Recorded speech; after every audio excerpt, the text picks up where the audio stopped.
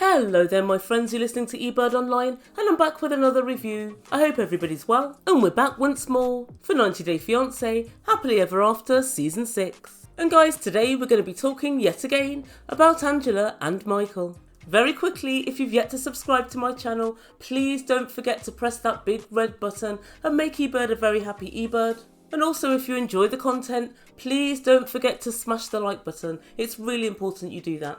Right, so without further ado, I give you Angela and Michael. And when we first catch up with them this week, we see Michael and he's in Lagos. And Michael carefully explains to us that he and Angela have had yet another big fight. And Michael's finally sick of Angela. She broke up with him and he said now he's going to go and live his life as a single man. He's not going to let Angela know anything he's doing. Oh my god guys, I can imagine how it's going to go down. The wild parties, the strip bars. Michael said no matter what, Angela will never know what he's up to. So what does Michael decide to do? Michael decides to go and meet up with the goofballs. The goofballs? Yep, you remember, those three friends that Angela absolutely hates. You know, the ones that giggle and laugh at her every time she's in town.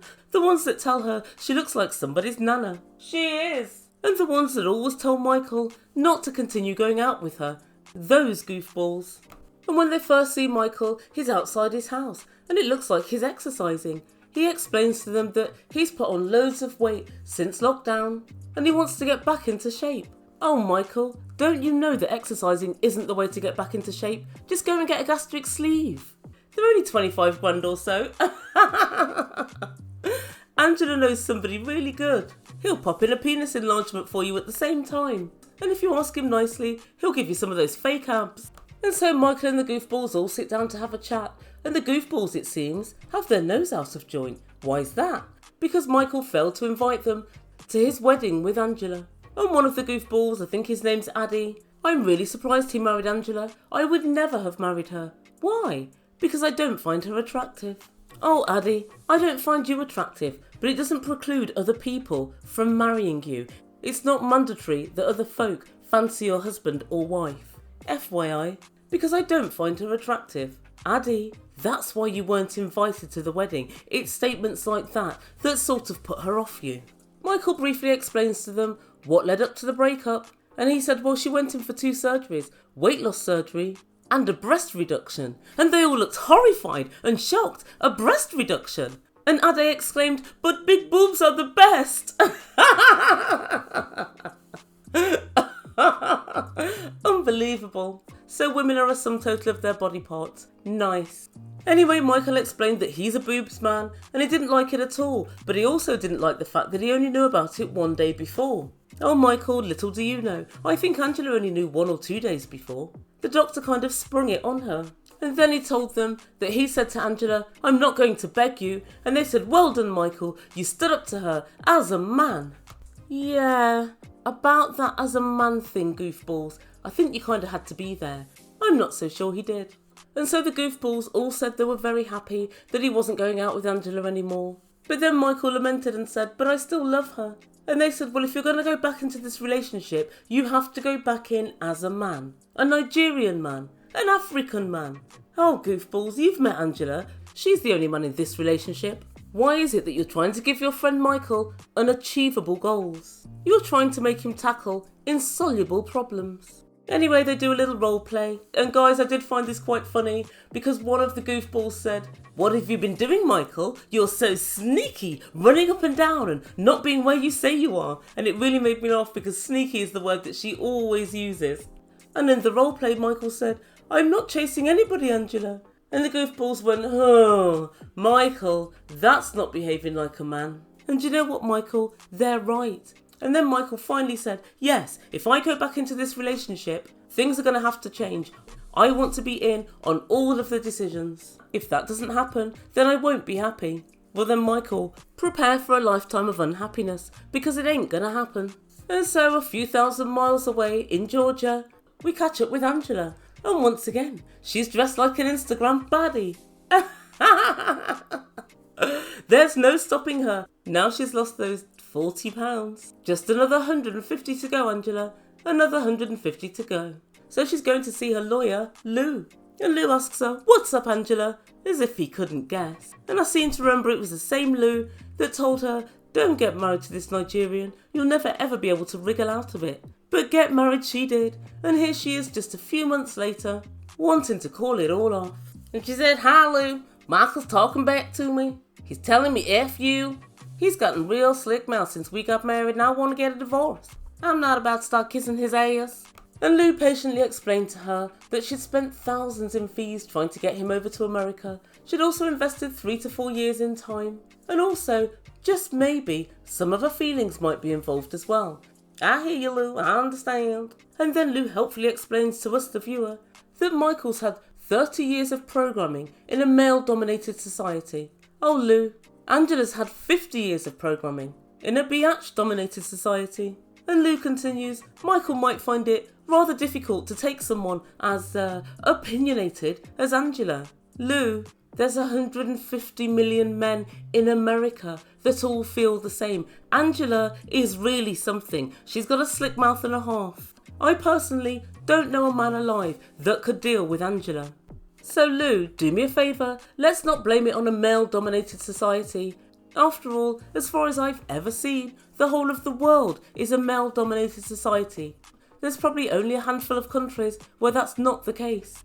And then we got from Lou his other well-worn trope, which is his worry that Michael's getting something for nothing because he's using Angela. Lou, open your eyes. They're both using each other. Angela's using Michael for his young D, for his body and his compliance. And Michael's using Angela for her money and her green card. Lord knows it's not for her personality. But Lou, I would expect you to understand what a transactional relationship is. They're both getting something out of this. Angela isn't being tricked by anybody. Angela knows exactly what it is. There's a reason that Angela went fishing around in Nigeria for a mate anyway. What is that reason, Lou? Yeah, that's right. Because she couldn't find anyone of a similar standard already in the US. Because believe it or not, Angela has spectacularly little to offer. And guys, this really does get my goat. To me, a scam is this. Somebody pretending that they genuinely have met somebody and they're in love with them, only to find out when they get to the US that they were just using them all along and they never even liked them.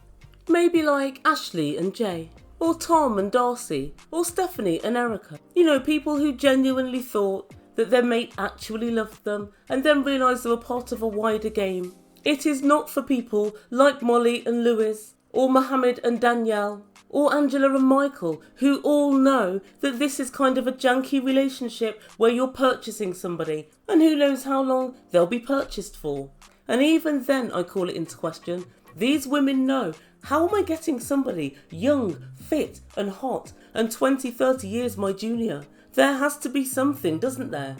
So yeah, come the F on Lou, they both know what they're getting. There's going to be no surprises within this relationship. So then Angela asked, what will happen if I do decide to go ahead with divorcing Michael? And the lawyer explained that if she changed her mind afterwards, they'd have to refile all of his immigration paperwork and start again from the very start and incur all the costs she's already incurred.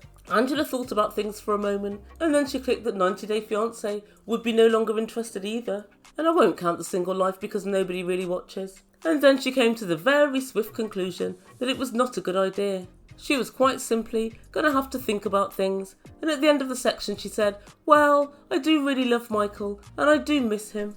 And Angela said she's going to have to go away and think about things. Oh, and I nearly forgot, the bloody tracker. Angela still wants to put a tracker on Michael's phone so she can find out what he's up to. But Angela, don't you realise that will tell you pretty much next to nothing.